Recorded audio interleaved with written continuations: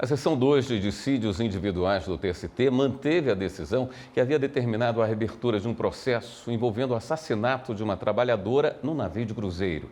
Ela foi morta pelo próprio namorado, que também era tripulante. A empresa havia sido condenada a indenizar a mãe da empregada sem que o pedido de análise de provas tivesse sido levado em consideração. Para o colegiado, houve cerceamento e desrespeito à ampla defesa da empregadora. Repórter Larissa Batista. A mulher foi contratada pela empresa de cruzeiros para atuar como assistente de bartender. O então namorado dela também trabalhava no navio. Por isso, os dois dividiam a mesma cabine durante as viagens. Após o assassinato da trabalhadora pelo rapaz, a mãe da vítima entrou na justiça. Ela pretendia que a empregadora fosse responsabilizada por danos morais e materiais, com o argumento de que o crime poderia ter sido evitado. Apesar de o juízo de primeiro grau ter declarado que a Justiça do Trabalho não tinha competência para analisar o caso, o Tribunal Regional do Trabalho da Primeira Região, no Rio de Janeiro, julgou a ação e condenou a MSC Cruzeiros ao pagamento de R$200 mil por danos morais e R$168 mil por danos materiais à mãe da empregada. Após se esgotarem as possibilidades de recurso, o caso transitou em julgado. A empresa decidiu entrar com uma ação rescisória para anular a decisão do TRT. A justificativa foi que a condenação ocorreu sem um exame de provas. O pedido foi aceito pelo regional. A mãe da trabalhadora, então, recorreu ao Tribunal Superior do Trabalho.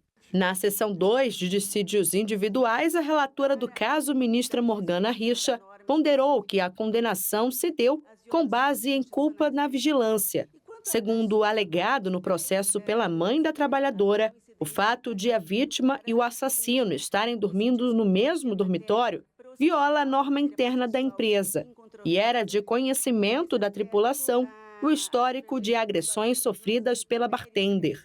Entretanto, para a relatora, as teses foram refutadas pela empresa e o exame da controvérsia demandaria análise de provas e de depoimentos de testemunhas, o que não ocorreu no caso. O que acontece na IRIDE originária?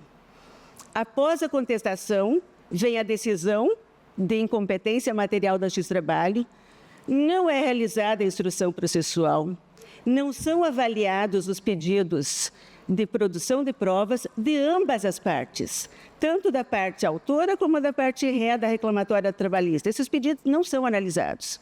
Não há produção de prova, há um obstáculo para que sejam ouvidos os depoimentos das partes, das testemunhas, a realização da audiência em sua completude e até mesmo eventual complementação de prova documental, se fosse esse o caso. Razões finais não foram produzidas, quer dizer, nada aconteceu no processo a não ser a compreensão de causa madura com o total atropelamento, a meu ver, com todas as vênias do devido processo legal. A relatora reforçou que os depoimentos do inquérito policial não suprem a necessidade de assegurar à parte contrária o direito de produzir as provas que julgar necessárias para comprovar que não teve responsabilidade no ocorrido. O ministro Douglas Alencar e o ministro Amaury Rodrigues acompanharam o entendimento. O fato objetivo é que nós temos aqui, sem dúvida alguma, de forma incontroversa, o aditamento à petição inicial e ainda o exercício regular do contraditório pela parte ré, que, como diz a ministra Morgana no aditamento que faz a seu voto, expressamente impugnou a pretensão fundada no artigo 515, parágrafo 3º do Código de Processo Civil. A emenda à petição inicial pode ser feita antes da citação do réu.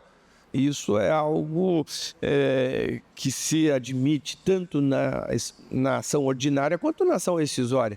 Não há diferença nenhuma. E o fato de ter sido vindicado uma tutela de urgência no bojo da petição inicial da ação rescisória não prejudica a possibilidade de aditamento. Os ministros Maurício Godinho Delgado e Vieira de Mello Filho apresentaram divergência. Pela jurisprudência desta própria SDI 2, não é possível se valer do princípio constitucional da ampla defesa e até do duplo grau de jurisdição sem a referência ao dispositivo legal pertinente, que lhes dá efetividade.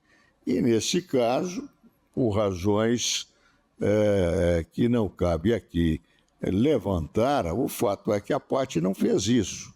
A parte não trouxe como fundamento a violação manifesta do artigo 515, parágrafo 3º do CPC. A meu juízo, esse aditamento é absolutamente ilegal, conduzido inclusive por força da decisão, que altera o alcance da própria contestação, que ela mudou de rumo após a concessão da tutela. Só tem um detalhe: a tutela concedida, quando não é consentânea ou consentânea, ela pode gerar estabilização da demanda. Já poderia resolver o processo se não houvesse a impugnação da outra parte. Então, ela não poderia ser alterada porque ela gera estabilidade. Por maioria, a seção 2 de dissídios individuais seguiu o voto da relatora, no sentido de manter a decisão regional que determinou a reabertura do processo em primeira instância para o exame de provas.